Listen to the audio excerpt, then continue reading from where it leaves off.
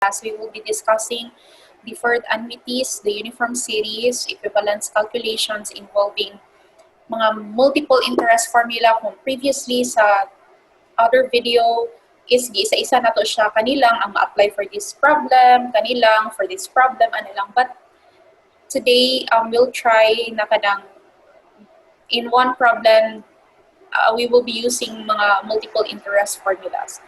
And then lastly, the uniform arithmetic gradient of cash flows.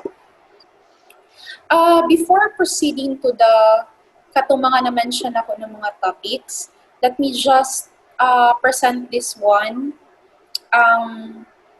What do you call this one? Summary of interest formulas and relationships for discrete compounding.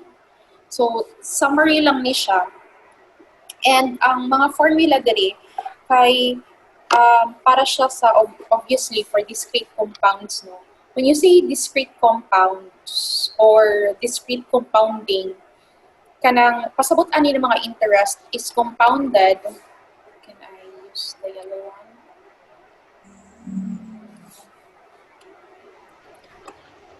Compounded at the end of each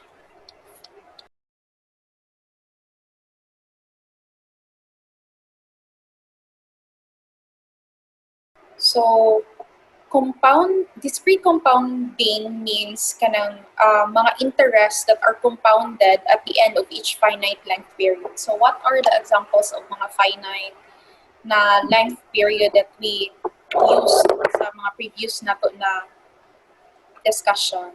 It could be month, year, mga such as mga kananging ana nga periods. So ang formula also assume discrete na mga cash flows. Okay, so the-assume siya of discrete na mga cash flows spaced at the end of equal time intervals on a cash flow diagram. So by now, kabalo na ta mo buhat og atong mga cash flow diagram. Kung natay present time, it would be 0, butang na to siya present. Kung natay i-check or kwaon na value sa future, let's say F, annuities, mga gibang bayaran, so kabalo na ta ano. So, ang discrete compound interest factors, makita po siya sa Appendix C. Have you seen the table that I uploaded in the LMS? So, nandito ang mga interest na values, mga I, then corresponding nila na mga values.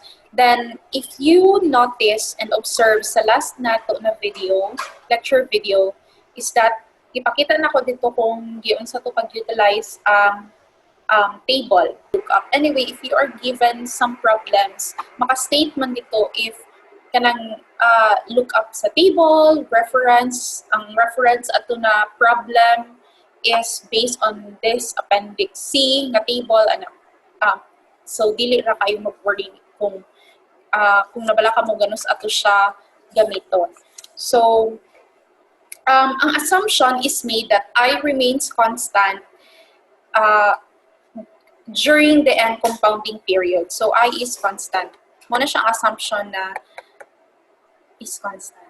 Dito sa appendix C. Kaya di ba, ang table is classified na I is kanang categorized na I is percent, I tapos nandiyan siya mga values. For you to understand unsa ko pasabot, so I really hope na inyo to siya na look up. So, naay mga useful relationships between the compound interest factors and mauni siya ang naka-summarize ani na mga kanina mga formula. So, summary na lang ni siya, and then what do you call this one gani? So, itawag na to ani. Tawag na to siya og functional symbol. This is read as find B given F sunod at I% per period for an interest periods. So, I explained that one sa first video na katong I uploaded last week. Sige, mas dali mo gud siya if ing ani ang murag notation niya para kabaluta unsa mas segregate naton sa ang given and unsa ang gipangita. Okay. So next, unsa man ni siya? Okay. This is a table of discrete compounding interest factors and symbols. So like mangita ka, summary na ni siya, summary lang gihapon ni siya ha. Do not be confused.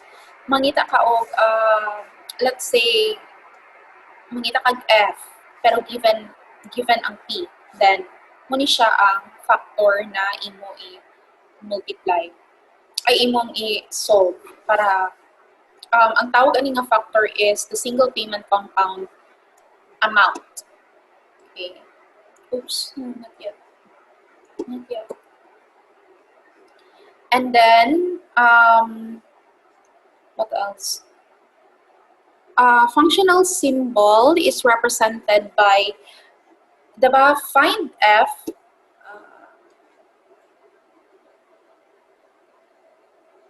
Kani siya guys. Find F given P at I interest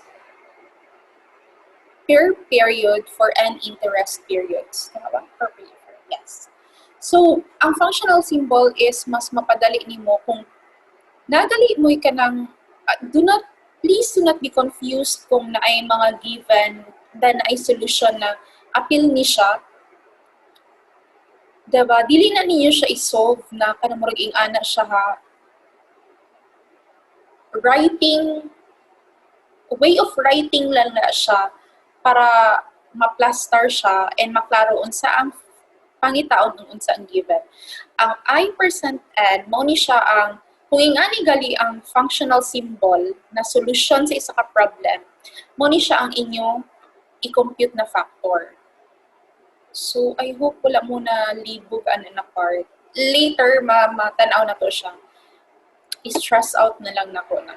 So, kani siya if P, then given F. This is the single payment present worth. Ang tawag ani nga factor and then represented by factor function symbol. Natay mga example ani previously.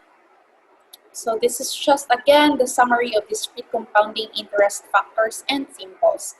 So remember that I is equal to effective interest rate na per period nimo. And again, ang N is sige, ang N is number of interest periods. And how about the A? Unsa ang A? It is the uniform series amount na ga-occur at the end of each interest period. Ang F, how about ang F?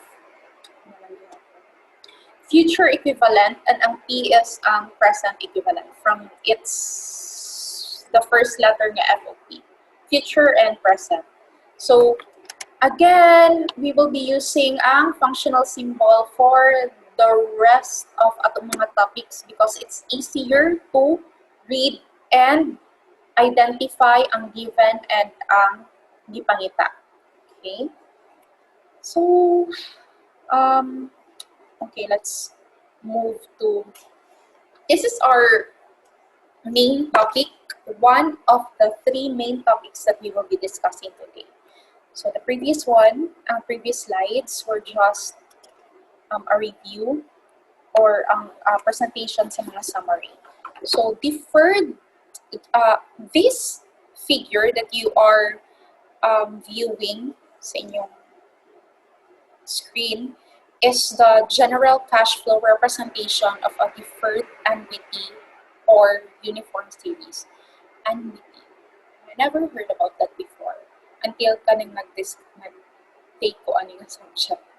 So, ang tanan, all annuities or uniform series discussed to this point involve the first cash flow being made at the end of the first period. Ang tawag ana is ordinary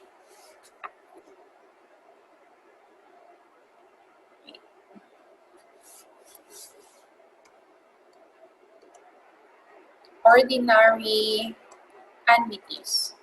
So this is the involved of first cash flow being made at the end of the first period.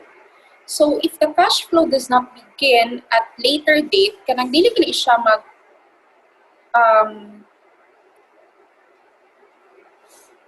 wait lang. Ang deferred, ang term sa cash flow nga wala gasugod on some later date. And if the annuity is deferred for J periods, look at this kanang figure. Kani siya na siya mga J. Ang J dara is ang mga periods niya. Let's say J is greater than N, less than N. Pag ingani, the situation is portrayed sa kanisya nga figure in which the entire frame ordinary annuity has been moved away from time present. Murag dili karon siya i-implement, murag i-move pa nimo siya. So, or time zero by J periods. So, remember that ang annuity deferred for J periods, ang first payment na mahitabo or will be made at the end of periods J plus 1, assuming that all periods involved are equal in length. So, like for example, represented niya sa period fourth, 1, 2, 3, 4, 5. Ibutang na to, 5, fifth year ni 6, 7, 8, 9, and so on. Represented siya na.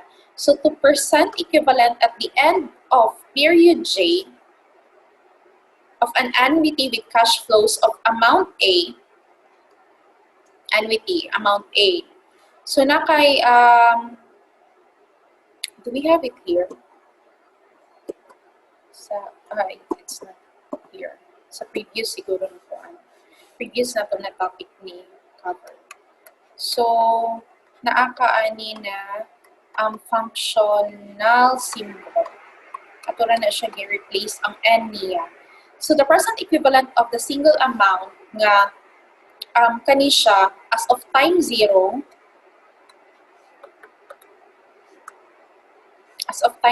pag ma-move siya ha, naakay PO equal to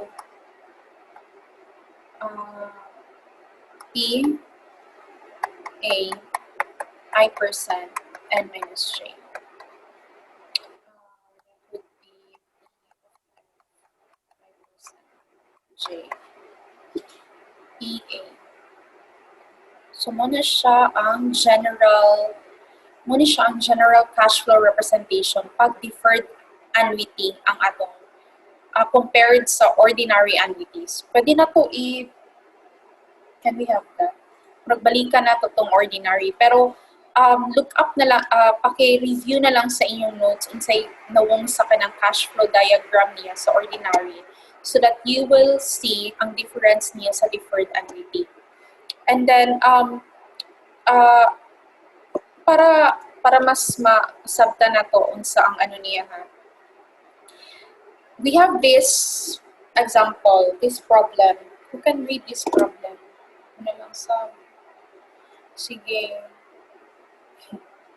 To illustrate the preceding discussion, suppose that a father, okay, na papa, on the day his son is born, wishes to determine what lump amount would have to be paid in an account bearing interest of 12% per year to provide withdrawals of 2,000. Okay, wait. Isa ko na to. Pag anak siyang anak, so gusto, pila ang lump sum nga iyang bayaran ana na time para pag abot sa iya anak o 18, 19, 20 o 21st birthday, every time mag-celebrate ang iyang anak or mo-reach ang iyang anak o 18th, 19th, 20th o 21st, maka-withdraw ang iyang anak o $2,000. Wait lang. Hello, 100,000 per birthday. Sana all. Gusto ko, anak. Yan ang ganap. 100,000 pesos per birthday niya na ma-withdraw niya sa 18th, 19th, 20th, and 21st. Wow. So anyway, balik na sa problem. Kani siya, pagbayaran, gusto niya makabalo pila ang lump sum na iyang bayaran. And by the time nga mag 18th, magsugod og 18th ang iyang anak, maka-withdraw ang iyang anak og 2,000 per year. $2,000 per year.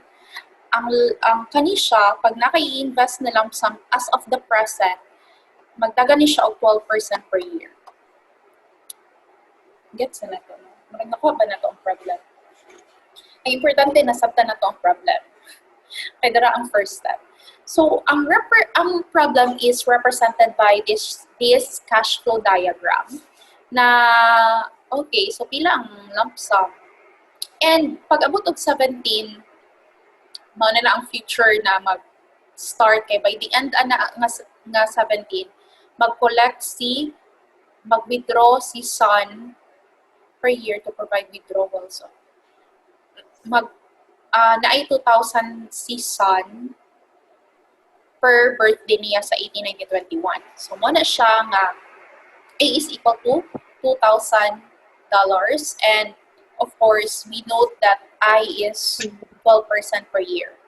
Okay, Tana, okay. So, one should first recognize nga ang ordinary annuity of 4 withdrawals is involved and that the present equivalent of this annuity occurs at the 17th nga birthday niya. Pag ang katong previously discussed na to nga factor is being utilized. Kaniya. Okay, so in this problem, pila ang N? O pila ang J? N is no. Sige, N is consider na to ang 21 and 17. Kung asa sa next sa N sa J siya mag-withdraw og kuan.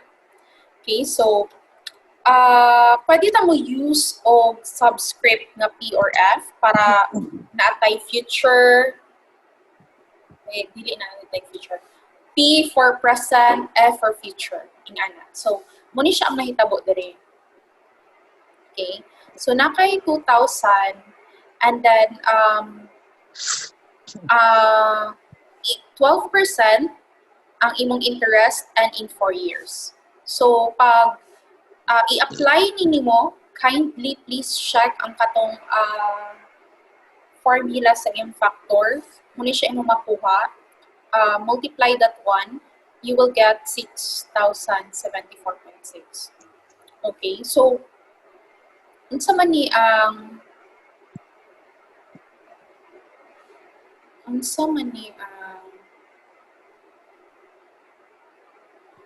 PO diri.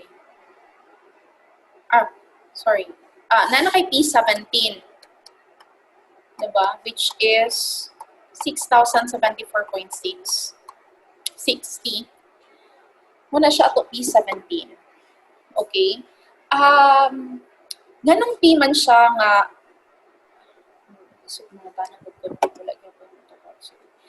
ganong P man ato gigamit diri and not F.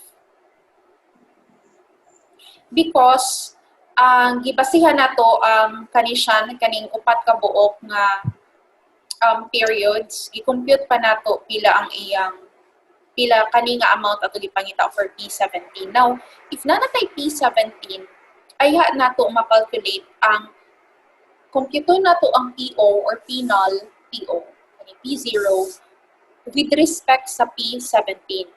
So, si P0, ma-compute na ni nato siya. Si P17, what will happen to P17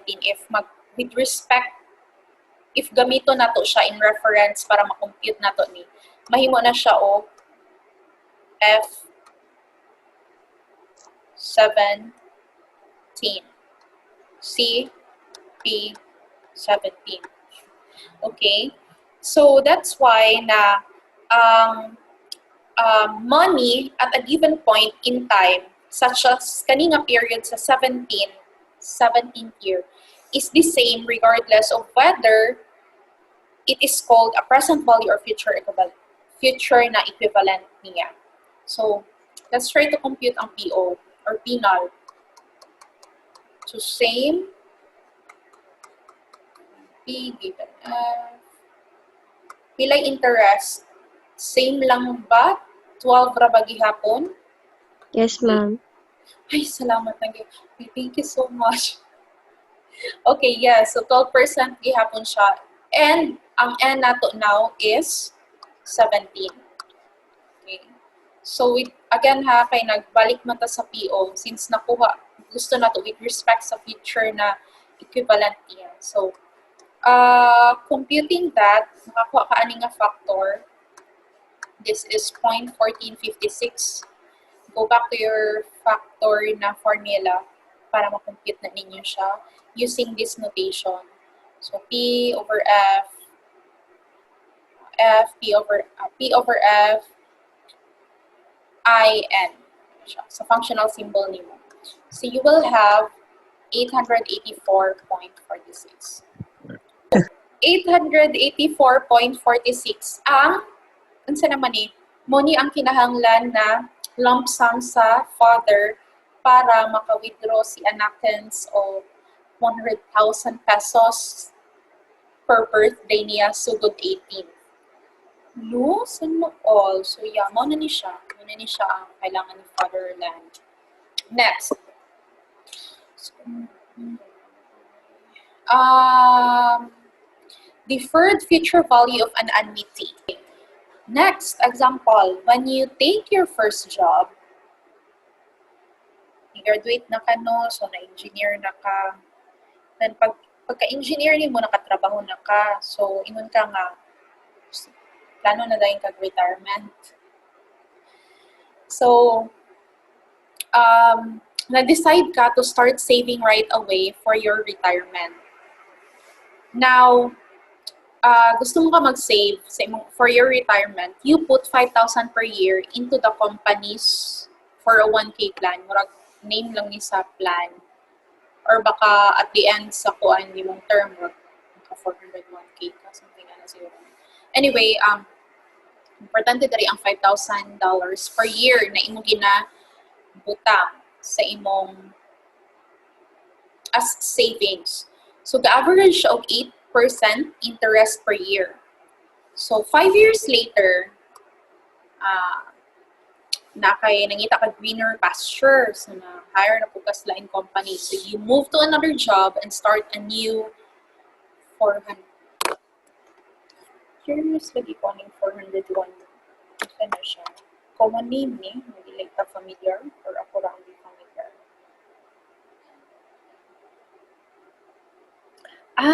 Okay. Trivia. In the United States, a 401k plan is an employer-sponsored defined contribution pension account defined in subsection 401k of the Internal Revenue Code. Nasilay sa BIR code nila. So, employee funding comes directly off their paycheck and may be matched by the employer. Oh, nice. So, ang 401k is a special type of account funded through pre-tax payroll deductions.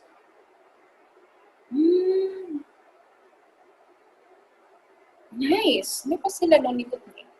Kaya para like nakay murag ka ng something to look forward sa retirement pohon ba. Pero, I think sa ato murag ka ng SSS, GXIS, maging ano siguro. Yeah, mo na ang equivalent sa to, I think. Sige, anyway, 5 years later, nabalin kag lain job, then nag-start ka og bag-o nga 401k plan na pod. You never get around to merging the funds into plans. Wala ikit nimo siya na merge. Wala nimo siya na successfully transfer what. So if the first plan continued to earn interest at the rate of 8% per year for 35 years after you stop making contributions, how much is the account worth? So again, katong nagtrabaho na ka, pila man ka per year, blah, blah, blah. Yun ang mga 5 years later, count ka. 1, 2, 3, 4, 5. 1, 2, 3, 4, 5. So sa start pa lang, nagkuha na ka og 5,000, no? Na kay 5K dali dapit. So 5 years later, 1, 2, 3, 4, 5, nagbago na ka dali. Na kay new life, new job. So diri gabayad ka og 5K per month, diba? Kay 5K per month. Kay 5K per month. So pagbaliin nimo, kung nidagan ni siya o butang na niabot ni siya o 35 years. 35 years after, dili 35. So 35 plus 5, 40. Pila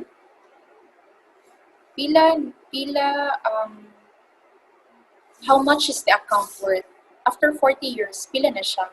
Oh, nice. I mean, interesting. So, okay. So, please look at this cash flow diagram na nagbayad siya og 5K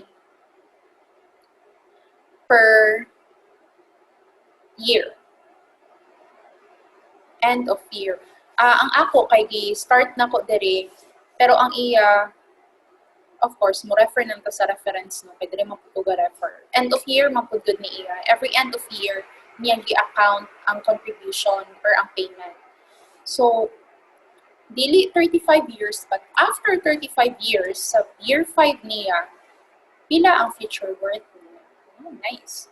Sige, let's start by, the easiest way to approach this is to first find the future of the annuity as of time 5. That is correct. So, pangitaon lang nimo ang kani siya, pila na day ni diri dapit. Okay, and that would be 5,000 sa 5 periods or 5 years na iyang gi-contribute with 8% interest rate, muna siya iyang makuha. So, from F5, ay hadayin ka mo, pareha sa itong gibuhat sa last example, dito na dayon ka mag-in reference na dayon ka sa imong future, sa imong F40. So, F5 can now be denoted as P5, just like the previous example. Now, see, F5 nga, i-compute na to una with the annuity, mahimo na siya o P5. Okay, si P5, muna na siya ang gamito ni F40 is equal to P5, this one. Okay, and ang years na dayon is from 5 onwards. Okay, so that would be 35, still with 8%. So, kung 5 years na day yung nabayran, na siya $433,697. Ano pa kahapon niya? I don't know. So yeah, that's how this answer is obtained. This is a simple example sa pag-compute sa deferred future value of an annuity. Ay, salamat na po yung students. Our next example is about the equivalence calculations involving multiple interest formula. So this is what I'm talking about earlier or sa start nato. That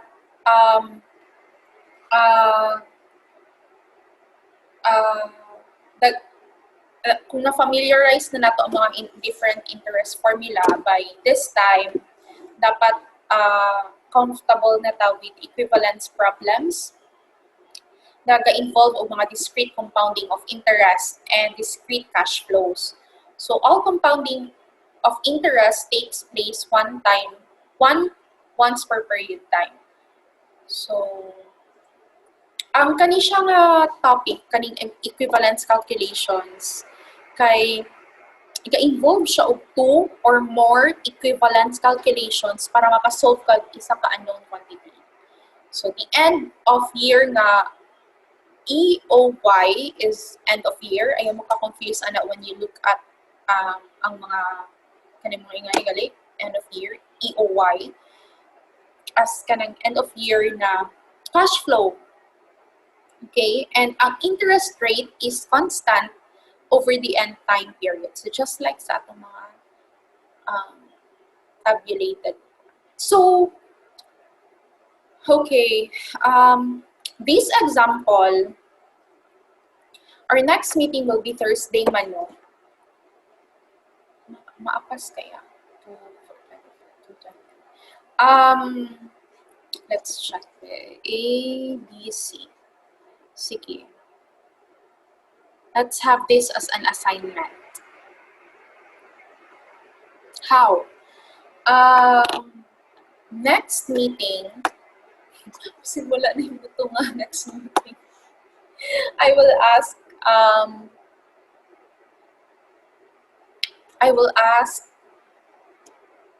or randomly ask, mag-join.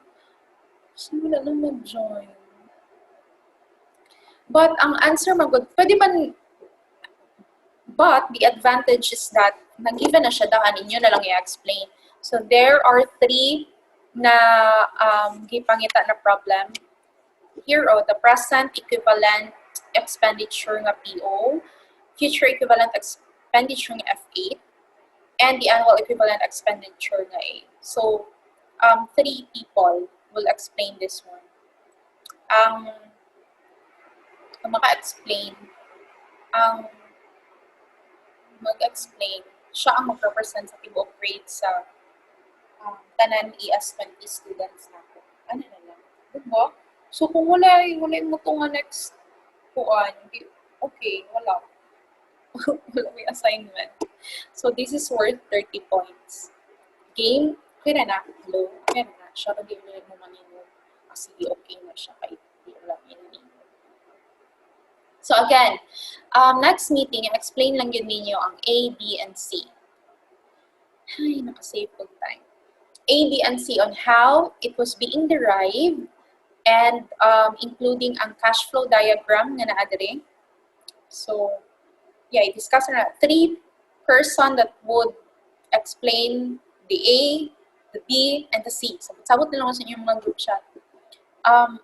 Pero, assignment na ninyo, is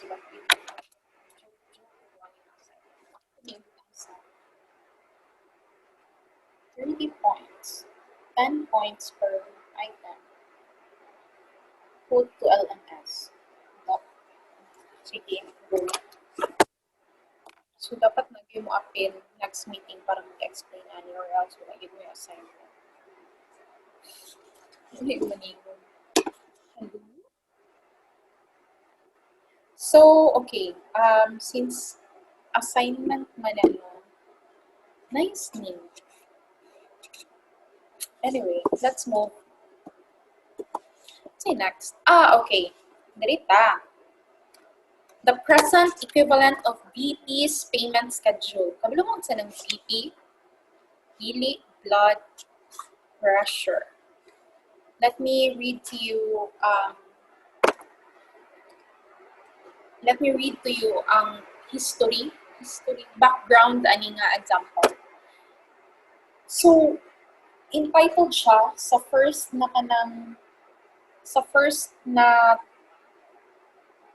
susugod sa chapter sa time value of money na dito'y kanang application sa topic or sa main topic na time value of money. But this actually happened let me just read it. Ang title niya is Crisis in the Gulf. How vividly do you remember in the biggest man-made environmental catastrophe in American history? Millions of gallons of oil flowing unchecked into the Gulf of Mexico from an undersea well. In response to this tragedy, British Petroleum, or BP, will make payments into a fund to pay for some of the damages to Gulf Coast resulting for their massive oil spill in April and following months of 2010. 2010, so, eskwela na mo BP will pay 3 billion. Si BP again is British Petroleum. magbayad sila og 3 billion at the end of the third quarter of 2010. Is it reflected here? Oh, it's here. Let's follow that one. Okay. Para dili lang mo. 3 billion. Kani siya. At the end of third quarter. Pero mo ni iyang first. And another 2 billion in the fourth quarter of 2010. BB will then make payments of 1.25 billion, correct, each quarter thereafter until a total of 20 billion has been paid into the fund. Sorry ha. So again, let me just read that one para mas klaro. BB will pay 3 billion at the end. Muna siya ang 3 billion and 2 billion in the fourth quarter of 2010. Then 1.25 sa following na mga quarters until a total of 20 billion has been paid into the fund. Kapag mo sa pag-compute kanina. Nganong na 20 billion ang 1.25 then pila kakuan. Pero I found out sabaw kayo na plus 2 pa din niya and plus 3. So that makes it 20 billion. So if the opportunity cost of capital interest rate is 3% per quarter, what is the equivalent value of this payment stream at the beginning of third quarter of 2010? Kung ang opportunity cost of capital interest rate na 3% per quarter, is it stated? Yes, it's stated in the problem. What is the equivalent value of the payment stream at the beginning of the third quarter of 2010? Okay. So I hope you are able to grasp the problem. Yung problema niya. So let's try to read the problem. What is the present equivalent value of BP's proposed payment schedule? Okay, sorry ha. Present equivalent value of BP's okay.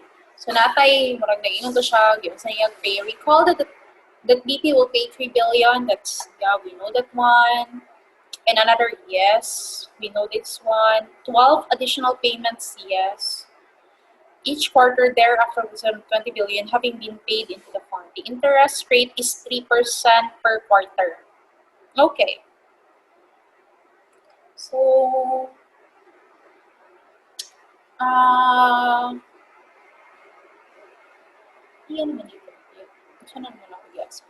so this is the cash flow diagram for this equation. And the present equivalent of the cash flow is giingani niya compute ang 3 billion at the beginning, ang first niya ni in one period lang, 3 billion, and 2 billion covering diba sa next quarter na ni siya. And this formula, 1.25 billion in 12 here. 12 additional payments. Okay, so 3 billion times katong factor niya is equal to 16.53 billion. Factor. Isa-isahan na po din nato siya tanaw. Pero naani siya sa table kung yun sa siya compute. Cash flow diagram. Nag-note ko dali, check the computation details. Siguro of the factors para dili siya label since functional symbol ang ginagamit nato. 12, 3%. Sa isahan yun siya, no? And tanawan mo siya kung ga-represent ba siya o like unsa ang kanang pangitaon nimo and unsa ang given. Isulat mo tanan ang functional symbol before ka mag-compute sa ilang mga factor. Yeah, para dili siya label. 16.53. And a quarter. Money siya, ang na-compute niya is ang present equivalent value. Kaya niingon man siya nga 20 billion ang total niya. Pero pila di ay ang present equivalent value at ito. Muna siya hindi pang ikaduli. Nag-story na ako sa kung sa hindi ko sa Zoom. Okay, yeah.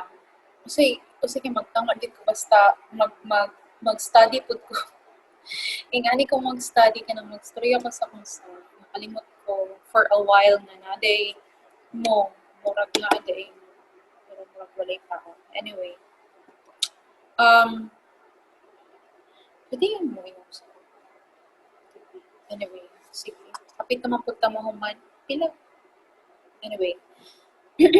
Actually, guys, for this problem, gusto tanan na ako nga mag-annotate mo. Like, annotate.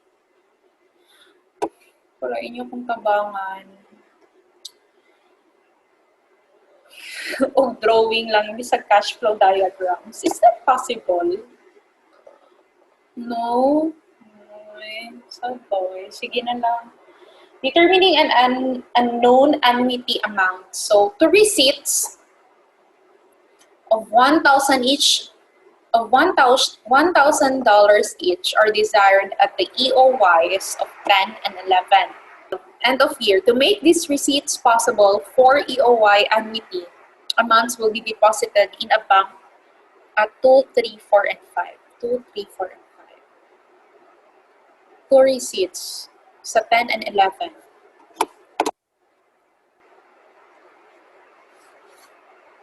So, kung naapay ko so 10 and 11, okay, 1,000 each. Tama.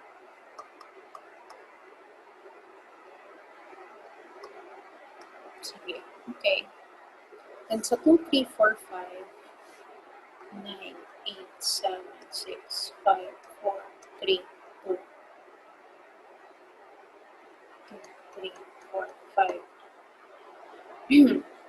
To make this receipts by 4 annuity, yung will be deposited in the bank na mag-deposit siya at 12% per year. 3, 4, 5, 6, 7, 8, 9, 10, 11.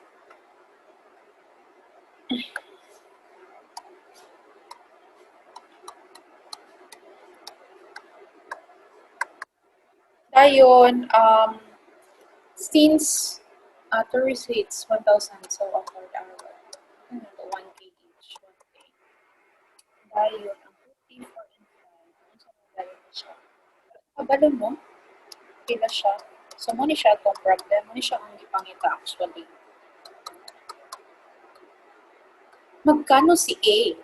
Ang tanong, magkano si A? Ano siya? Ito yung Y siya.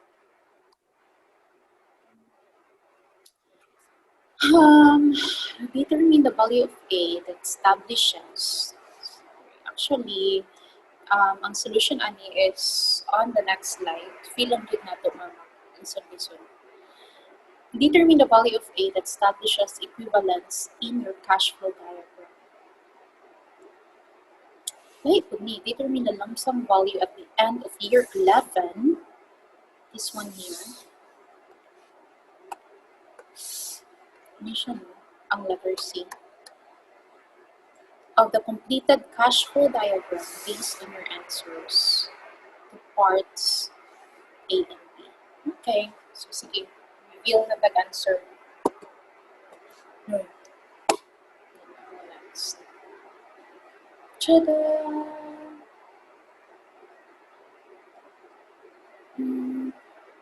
Sige. Yeah, this is the cash flow diagram. Because, again, sorry what's the question sa letter B? Pangitaon daw na to ang A that establishes equivalence in your cash flow diagram. Ang explanation, because the unknown annuity A begins at AOY2, which is makita po na to siya actually dito. Okay. It makes sense to establish a reference year for the equivalence calculations at EOY 1, remember that the first annuity amount follow its P equivalent amount by 1 year. Again. Remember that the first annuity amount follow its P equivalent by 1 year. So the P equivalent at EOY1 of the 4A amounts, 1, 2, 3, 4, is P 12% given 4 is 1, 2, 3, 4, P1. Okay. So, makalculate na tayo na to ang 1P equivalent of, ingin man siya dire, na ang first annuity amount follow its P equivalent amount by 1 year. Okay. So, ang tawag na niya? P1P equivalent of 1K at 10 and another 1K at 11 is kani siya. P prime 1, 12% 2 and 8. 1, 2, 8. 2, 1, 2, 3, 4. Okay. So, kinahanglan na to ang second na kani siya para sa discount equivalent value of A amounts at EOY na 9 to EOY 1. So that makes it 8. Okay. And by equating both P equivalents at EOY 1, we can solve for the unknown amount A. Solve the amount A niya. Okay. So how? I-equate na to ang ato na derived na equations na kaning first o kani siya.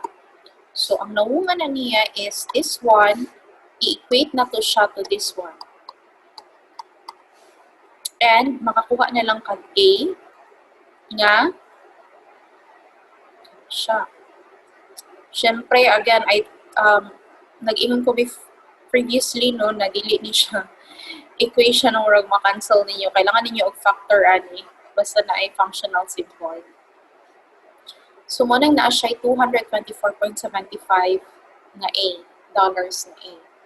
Okay, so we conclude nga ang deposits of 224.75 nga iya give deposit diri sa unsa na year 2, 3, 4 and 5 equivalent siya sa $1,000 at EOY 10 sa 10th year and 11 if ang interest ani per year is 12%. Okay. That's why. Ang last na problem is determine the lump sum value at the end of year 11 of the completed cash flow diagram based. So pila at the end, pagka 11, after 11, pila ang lump sum value. Tama ba? No? Nag-answer sa kaugalingon na ako kung kasturya. Sige. Now, we need to calculate the F equivalent at time 11. Yes, F because it's in the future and naatay annuity nga 224 represented by negative 224.75 in years 2 to 5. And akay 1,000 sa 10 and 11. So, how do we do that? 5 to 11, 4,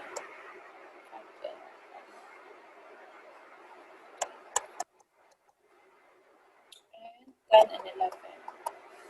1,000. Here's 2 and 5. Wait me. Negative 0.15. Mo niya answer. which is dapat 0, but round off error in the interest factors causes a small difference of $0.15. Again, so yung question, determine the number of the cash flow.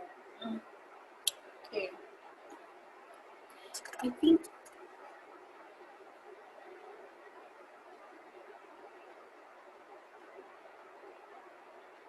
napatay round off error in the interest factors. 0.15.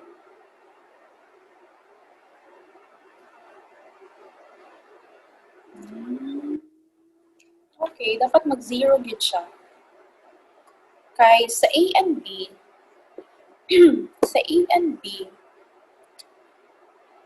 murag ato man siya again, sa A, naghimurag ta cash flow diagram. Sa B, unsa nga value sa A that establishes equivalence. So that should be 0 gyud kay equivalence in cash flow diagram.